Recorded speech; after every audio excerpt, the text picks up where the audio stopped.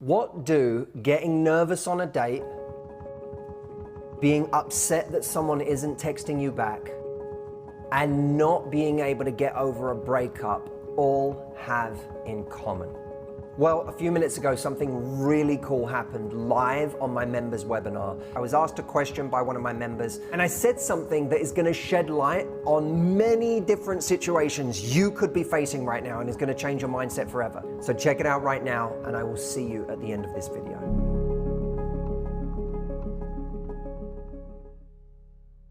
So much of that is being invested in the fantasy of a person, their potential. And the reason that we go on a date with someone and we put them on a pedestal and we get so excited about them is because we've allowed the story to get ahead of where it really is. Human beings, we're very good at creating story. You know, we imagine where this will go based on their qualities, based on how great we are together. We imagine where it will go, where it could go. And that story starts playing out in our imagination.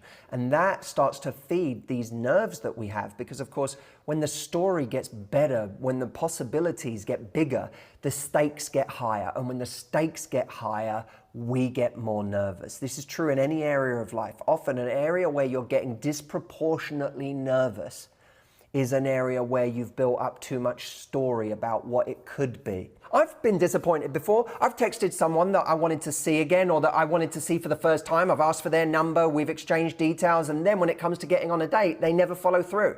And I'm like, oh man, because I know in my head I've already built this up to be something. She was really pretty when I approached her in that coffee shop, and you know, there was a certain way about her, and she sort of looked like the love of my life. I think this is the person, right? You go into that mindset, and then when they don't call you back for a first date, when they don't go out on a date with you, you think you've lost something really special, right? But that's antithetical to the idea of having something special. Because having something special is when someone is actually trying, when someone is actually with you for the ride. That's the truth of what's special. It will reveal itself to you because it's obvious. There was a story that Harry told me the other day of Charles Bukowski, who woke up with someone one morning and she had stolen, when she left, she'd stolen his poetry. And he was really upset by this. He didn't have much he cared about, but he cared about his writing. And she had stolen his poetry, and he decided to sit down and write a new poem. And in the poem, there's a line where he says, and obviously in a state of mind where he's so sad that he lost the poetry, this thing that he'd worked hard on. Harry, I want you to jump on and tell us the exact line, because I want to get it right. Okay, I'll start from here. Next time, take my left arm or a 50, but not my poems. I'm not Shakespeare, but sometimes simply there won't be any more, abstract or otherwise.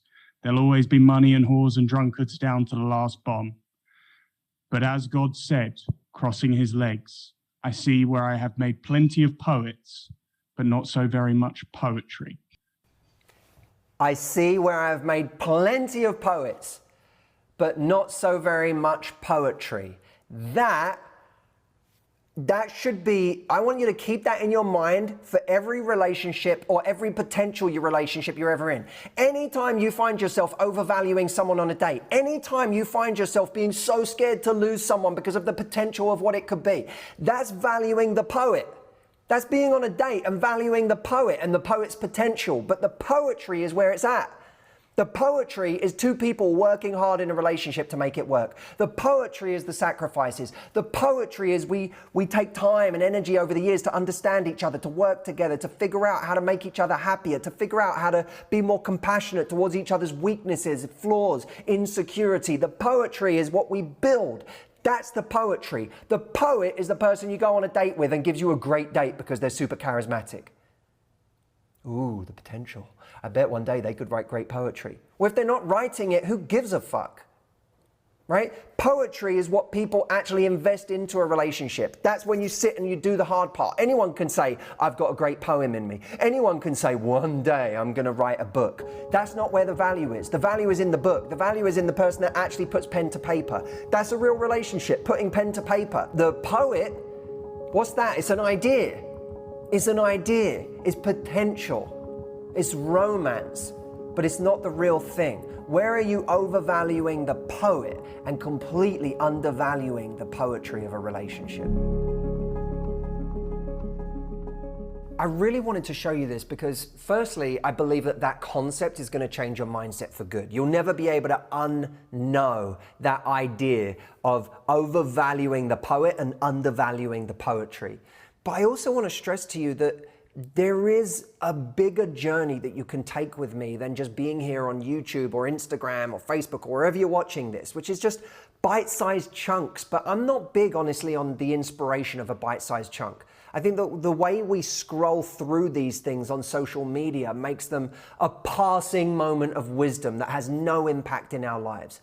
What I want to do is take you on a bigger journey where you become part of a club with me that is actually doing the work of building the right muscle every month. Whether it's in your love life, your confidence, your communication, the results that you're getting. I want to do something with you that actually engages you. That moment was me responding to a question from one of my community, bringing in my brother Harry to feed an idea that I just heard. Things happen in real time in a very dynamic way as part of these coaching calls. And I'll be blunt, if you're not on it, you are missing out right now. You're missing out on something very special. And not just something very special, but something that genuinely is changing the lives of my members. And I feel like I can be blunt about this because if you're not already a member, you can even just try it for 14 days. You don't have to sign up and make a commitment right now. You can trial it for 14 days, see what it's going to do for you, and then make a decision. But I cannot tell you the number of people who just try it, dip their toe in the water, and when they get there and they spend an hour with us in this dynamic way, realize I can't believe I've been missing this for the last however many years.